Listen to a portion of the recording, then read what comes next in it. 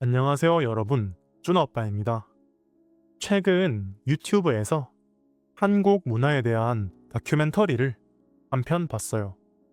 우연하게 봤는데 생각보다 재미있었어요.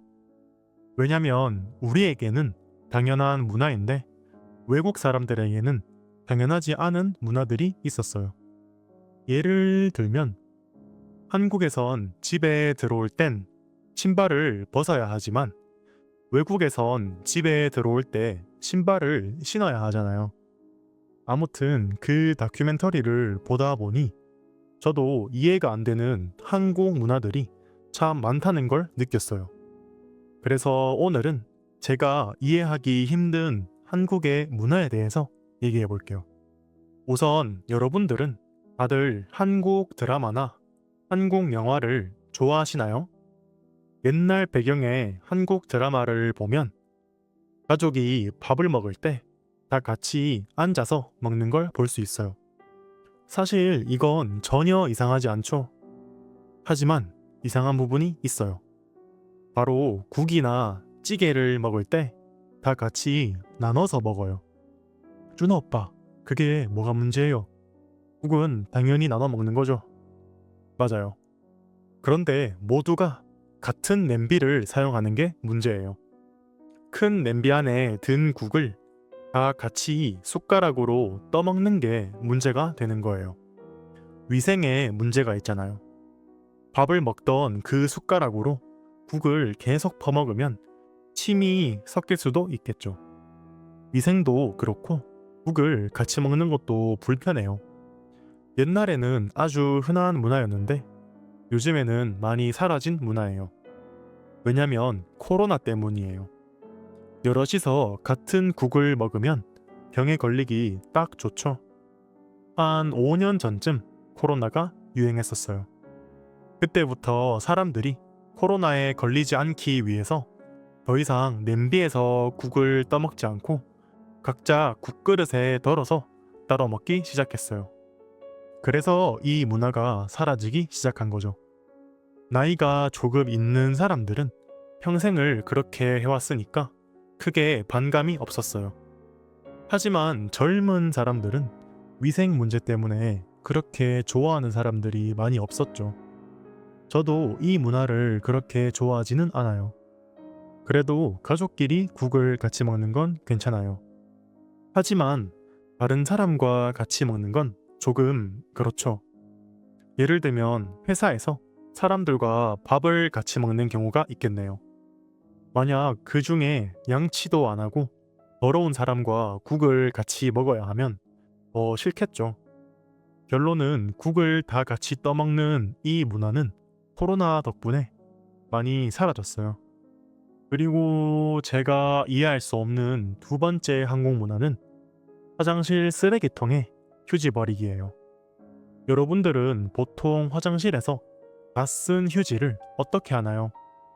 보통은 변기에 넣어서 물을 내리죠.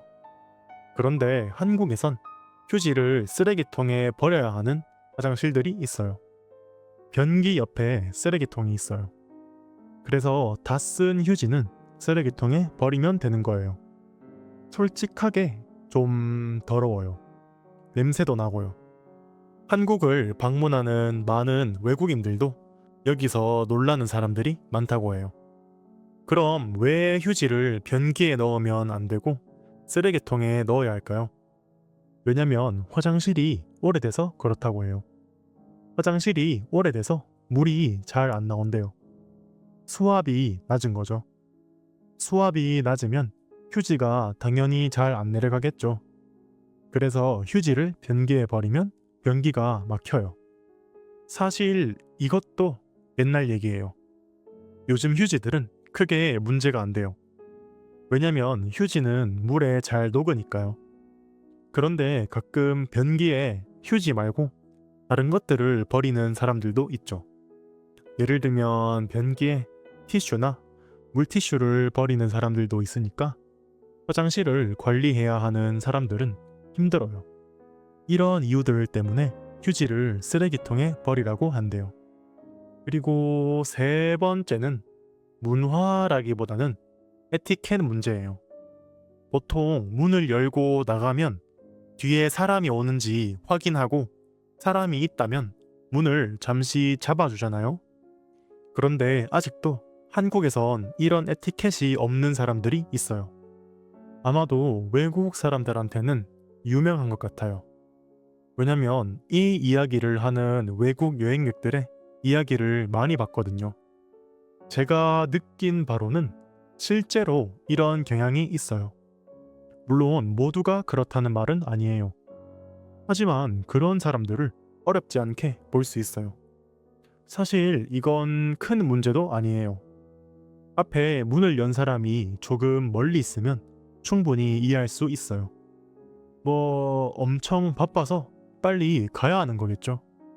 그래서 아침이나 저녁처럼 사람들이 출퇴근하는 시간에 이런 사람들을 자주 봤던 것 같아요.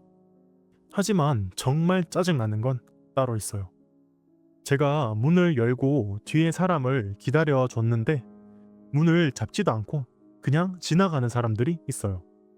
이런 사람들을 보면 정말 어이가 없어요. 심지어 더 짜증나는 경우는 뒤에 사람들이 줄줄이 와서 제가 문을 계속 잡고 있어야 하는 상황이 생긴다는 거예요. 저는 도어맨이 아니잖아요. 이런 사람들은 대체 왜 이러는지 잘 모르겠어요. 아무튼 앞에서 말한 것처럼 모두가 이러는 건 당연히 아니에요. 하지만 이런 에티켓은 한국에서는 아직 조금 부족한 것 같아요. 그리고 마지막으로 한국에 좋은 치안이 있겠네요. 한국에 여행을 와보신 분들은 아시겠지만 한국은 정말 안전한 나라예요. 새벽에도 여자가 밖에서 혼자 걸어 다닐 수 있어요. 새벽 3시에도 여자 혼자서 편의점에 갈 수 있고 PC방에도 갈 수 있어요. 물론 이상한 사람이 없다는 건 아니니 조심은 해야겠죠. 그리고 사람들이 물건을 잘 훔치지도 않아요. 예를 들면 카페에서 잠시 화장실에 가고 싶으면 휴대폰이랑 노트북을 테이블 위에 두고 가도 아무도 훔치지 않아요. 비슷하게 택배를 시키면 택배 기사님들이 집 앞에 택배를 두고 가요. 보통 그 택배도 아무도 훔쳐가지 않아요. 그렇군요, 준아 오빠. 잘 알겠습니다. 그런데 이건 그냥 좋은 문화 아닌가요?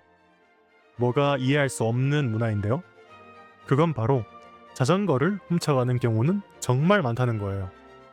저는 어릴 때 자전거가 하나 있었어요. PC방에 가서 친구들과 재밌게 게임을 하고 나왔는데 자전거가 사라졌어요. 정확히는 자전거에 앞바퀴 하나만 남아 있었어요. 왜냐면 그 바퀴에 자물쇠를 걸어놨었거든요. 그 자물쇠를 못 푸니까 그 바퀴만 빼고 다 가져간 거예요. 그리고 제 친구 한 명은 자전거를 2번 도둑 맞았어요. 그것도 2주 만에요. 지하철역 근처에 자전거를 뒀는데 누가 훔쳐갔어요. 그리고 자전거를 또 샀는데 또 훔쳐갔어요. 한국 사람들 사이에서도 자전거 도둑은 아주 유명한 밈인데 솔직히 왜 자전거인지는 모르겠어요. 제가 생각했을 때는 자전거는 보통 어린아이들이 많이 타서라고 생각해요. 아이들이 탈 수 있고 아이들은 돈도 없으니까 아마 자전거를 훔치기 시작한 게 아닐까요? 그리고 가격도 엄청 비싸지는 않으니까 사람들이 신고를 해도 경찰들이 제대로 일을 안 해서라고 생각해요. 그러면 결국 피해자들도 가해자가 되기 시작해요. 누가 자기 걸 훔쳤으니까 짜증난다. 나도 남의 걸 훔치겠다. 같은 생각을 하는 사람들이 있어요. 이것과 비슷한 건 우산이 있어요. 그래서 비가 오는데 우산이 없으면 그냥 우산 꽂이에 아무 우산이나 가져가는 사람들이 있어요. 그렇게 자기 우산을 도둑 맞은 사람들도 화가 나서 눈에 보이는 아무 우산이나 가져가는 거죠. 그래서 비싼 우산을 쓰는 사람들은 우산 꽂이에 꽂아 놓지 않고 들고 다니더라고요. 이상하게도 싼 자전거와 우산 말고 비싼 지갑이나 노트북, 핸드폰 같은 것들은 훔쳐가는 경우가 많이 없어요. 제가 생각해도 이해가 잘 안 돼요. 오늘은 이해하기 힘든 한국 문화에 대해서 얘기해봤는데요. 여러분이 생각했을 때 여러분의 나라에서 이해 안 되는 문화는 무엇인가요? 오늘 또 준호 아빠의 팟캐스트를 들어주셔서 감사합니다.